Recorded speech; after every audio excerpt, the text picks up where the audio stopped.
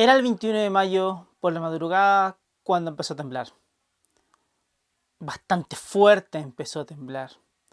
Porque no era cualquier terremoto. Era uno de los eventos sísmicos más grandes que se estaba sintiendo en el centro sur de Chile. La ciudad de Concepción se despertó ante un tremendo sismo. Uno de magnitud cercana a 8. Una cosa muy grande. Fue tan grande que, dado el conocimiento que teníamos de los terremotos en esa época, muchos esperaban que fuera lo peor que podía pasar. De hecho, fue el director del Centro Sismológico del momento quien fue a Concepción, tomó un vuelo, fue a ver la destrucción. Y el mismo 21 de mayo, aquel día que lo honramos como el Día de las Glorias Navales en Chile, le dijo a la gente: tranquilos que lo peor ya pasó. Para ese momento ya había varias réplicas que estaban sonando, que estaban pasando, que estaban moviendo el suelo de las personas. Había habido incluso un pequeño tsunami incluso. Porque un terremoto de magnitud 8 no es cualquier cosa. Lo que nadie sabía es que ese terremoto de magnitud 8 era recién el comienzo de lo que iba a seguir. Porque siguió temblando y no paró. La gente empezó a pensar de que quizás esto eran las réplicas que todo el mundo esperaba que ocurrieran. Pero la verdad es que fue bastante más que eso. El terremoto ocurrió cerca de Concepción y los que le siguieron no ocurrieron exactamente en el mismo lugar donde se dio él, sino que empezaron a moverse de a poco hacia el sur, entrando en la parte de Arauco y llegando finalmente a la Araucanía. Siguió temblando y el día domingo 22 de mayo la gente fue a misa. Volvieron, hablaron acerca de todo lo que había pasado en Concepción el día anterior y se juntaron a almorzar. El día estaba despejado y cuando estaban o almorzando o ya dejando de almorzar, se desencadenó el infierno. Comenzó el fin del mundo. En el lugar donde estaba temblando últimamente, que era más bien cerca de Lumaco, comenzó a temblar mucho más fuerte y mucho más seguido. Y de repente, pasadas las 3 de la tarde, empezó un gran terremoto. Uno que tuvo magnitud 9.5. Una bestia de terremoto. Es el terremoto de 1960. Pero con estos terremotos tenemos que entender varias cuestiones que de pronto no son tan evidentes de buenas a primeras. Primero que todo, un terremoto sí no es una explosión o una cosa que genera ondas y ya. No, no, no, no. Eso no es lo que es un terremoto de ese tipo. Un terremoto de ese tipo, en realidad lo que hace es que comienza en un punto, ya vamos a hablar de dónde, que es lo que llamamos justamente un hipocentro, y de ahí las placas que llevaron muchísimo tiempo, siglos acumulando tensión, se empiezan a desbloquear. Como por supuesto, no se desbloquea todo de una, se empiezan a desbloquear de a poquito. Empieza a desbloquearse primero cerca de donde empezó, que por cierto fue en Lumaco, más bien cerca de Lumaco. Nos perdimos, por cierto, la oportunidad de llamar al terremoto el terremoto de los charros de Lumaco. Pensemos en eso por un momento. Y empezó a expandirse como si se fuera rompiendo un vidrio. Asimismo se fue rompiendo el contacto entre las placas y empezó a expandirse la ruptura en todas direcciones, pero sobre todo hacia el sur y un poquito hacia el oeste, al este y hacia el oeste. Mientras iba rompiéndose el contacto, aquellas placas que estaban, digamos, pegadas y queriéndose mover hace tanto tiempo, de pronto vieron que se podían mover. Así que cada vez que se rompía parte del contacto, se movían las placas y generaban ondas.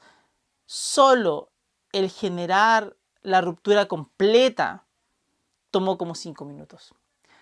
La ruptura tuvo más de 1000 kilómetros de largo de norte a sur. Pensemos por un momento que son 1000 kilómetros de largo, porque eso es el tamaño de ese terremoto. 5 minutos en los cuales se fueron generando ondas, pero después esas ondas tienen que llegar a algún lugar. Y no solo generas una onda, sino que cada vez que algo se mueve se generan ondas P, ondas S, que son más grandes, y las ondas superficiales, que son cuando las ondas S llegan a la superficie y empiezan a interactuar con ella.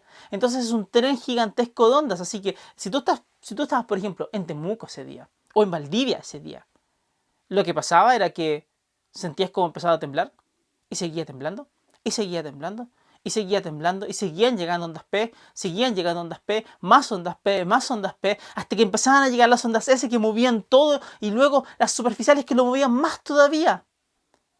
Todo eso fueron sintiendo durante 10 a 12 minutos. Imagínense lo que es 10 a 12 minutos en los cuales el suelo no para de moverse. Es algo que cuesta mucho entenderlo. No tiene una manera en la cual uno pueda realmente verlo. Bueno, quizás sí. 12 minutos puede ser una canción de Dream Theater. O 12 minutos pueden ser 3 reggaetones. O 4 reggaetones, no sé cómo va. Pero esa es la cantidad de tiempo. Y en ese tiempo pueden pasar muchas cosas. Así que imagínense lo que significa que de pronto el suelo no para de moverse durante 10 a 12 minutos. Y no solo es que se mueva, sino que la forma en que se mueve te bota al suelo. Y la gente comentaba que se abrían grietas y que los animales que estaban en el campo de pronto desaparecían. Gente habla de cómo pudo agarrarse solamente un árbol y que después no tuvo nada más que hacer salvo esperar a que esto de alguna manera pasara. Salvo esperar que este fin del mundo de alguna manera se detuviera. Pero un terremoto tan grande, por lo demás, no solo es algo impresionantemente potente, sino que tiene características de todo. Es tan grande, por ejemplo, que obviamente las placas se desplazaron hacia el oeste, generando un tremendo tsunami. Enorme tsunami, por lo demás. Uno que le mandó una gran perturbación por todo el Océano Pacífico, generando incluso muertes en Hawái y en Japón. Les mandamos allá un tsunami gigantesco porque así de grande fue lo que tuvimos acá. No solamente eso, sino que aquí mismo en Chile, en el sur de Chile, una de las cosas que pasó fue que las zonas costeras recibieron un tsunami enorme. Y hay una foto increíble en Puerto Saavedra donde se ve que la gente está arrancando del tsunami. No había alertas en esa época, sino que lo que había era la tradición oral. Aquel conocimiento transmitido de generación en generación que contaba de que si tú sentías un gran terremoto, el mar iba a venir después. Y en esa foto se ve cómo la gente está viendo desde un cerro cómo viene el mar hacia Puerto Saavedra. Y un tsunami no es solo una ola, no es solo una gran perturbación del agua, sino que es la primera perturbación y luego viene otra y luego otra. Es un tren de entradas de agua que duran horas. De hecho ocurre de que tiembla y es tan fuerte el impacto que la misma Tierra, la corteza, el planeta, queda vibrando. Obviamente son más fuertes en la parte donde se generó la ruptura. Y eso hace de que todo se sigue moviendo. Y mientras todo se sigue moviendo, seguimos generando perturbaciones en el agua. Por lo tanto, son horas y horas y horas en las cuales estas ondas en el mar siguen entrando en la costa, inundando todo lo que pueden. La destrucción fue enorme, tremenda. No estábamos preparados para algo así de grande, la verdad. Y claro, una de las ciudades que más sufrió fue Valdivia. Como nunca habíamos tenido un terremoto tan grande realmente, habíamos tenido terremotos grandes, pero nunca algo tan grande. Entonces, hacíamos lo que todo el mundo hacía de ponerle el nombre a la zona del epicentro. Todavía hacemos eso, le ponemos un nombre al terremoto de acuerdo al epicentro.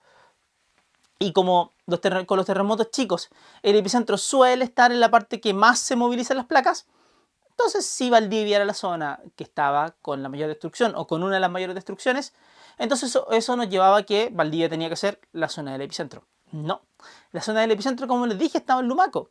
Tampoco es cierto que el terremoto del 60 hayan sido como 20 terremotos juntos. No, lo que fue un gran evento en el cual se fueron soltando toda la energía que estaba acumulada hacía varios siglos. Varios siglos. Quizás en el siglo XVI hubo un terremoto más o menos parecido. Pero algo como el del 60, algo tan tremendo, toma al menos 300 años en incubarse. Por más de que hayan terremotos pequeños entre medio. Pequeños, algo de magnitud 8. Porque bueno, eso es lo que nos da nuestra querida subducción en Chile. Desde Levo hasta Aysén. Hasta ahí fue la parte donde se rompió el contacto entre las placas. Ahí fue donde el mundo parecía acabarse. El sismo se sintió en todos lados. el eje del planeta Tierra se inclinó. No solo eso, después del tsunami hubo derrumbes en la salida del lago Riñihue. Y esos derrumbes llevaron a que el nivel del lago empezó a subir porque el lago no podía desaguar. Por lo tanto, eso, si es que no se atracaban, si no se hacía algo al respecto, eso iba a generar un tremendo aluvión que iba a arrasar con todo. Eso llevó al Riñiguazo, que fue una gran epopeya en la cual la gente pudo, a punta de pala poco menos, ir sacando todo para evitar un tremendo desastre que habría azotado a Valdivia nuevamente. Y aunque no lo crean, el cordón Caulle hizo erupción. El cordón Caulle que estaba a unos cuantos cientos de kilómetros de la zona de ruptura. En realidad no tanto, pues estaba cerca. Hizo erupción. Una gran erupción por lo demás. Fue el único volcán que hizo erupción y fueron 2 días después del terremoto, así que fue una respuesta clara al terremoto. El resto de los volcanes parece que no hizo mucho. Hubo después el Calbuco que tuvo una erupción en 1961, en febrero de 1961. Sin embargo, la gente en la época, el diario La Tercera en la época, tituló que el sur estaba ardiendo y mostraba a 11 volcanes haciendo erupción, incluyendo uno que no existía. Ya sabemos cómo es la cosa. Santiago es tan centralista que no tenían cómo chequear. Pero el asunto es que el terremoto de 1960 es el terremoto más grande que se ha registrado en la historia de la humanidad.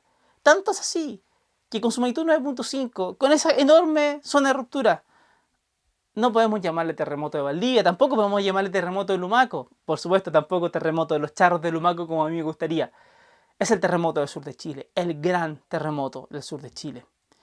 Y todos los 22 de mayo debemos conmemorarlo, y eso es justamente lo que hacemos en Chile desde hace un par de años, con el Día de la Memoria para la Reducción del Riesgo de Desastres. Este terremoto marca una época. No hay un terremoto más grande y probablemente no tengamos otro en la vida, al menos mientras nosotros estemos aquí. Así que los dejo con eso. Chile es tierra de estos gigantescos fenómenos. Y como último detalle, lo que ha durado este video es más o menos lo que duró el temblor si tú estabas ese día en una ciudad como Valdivia.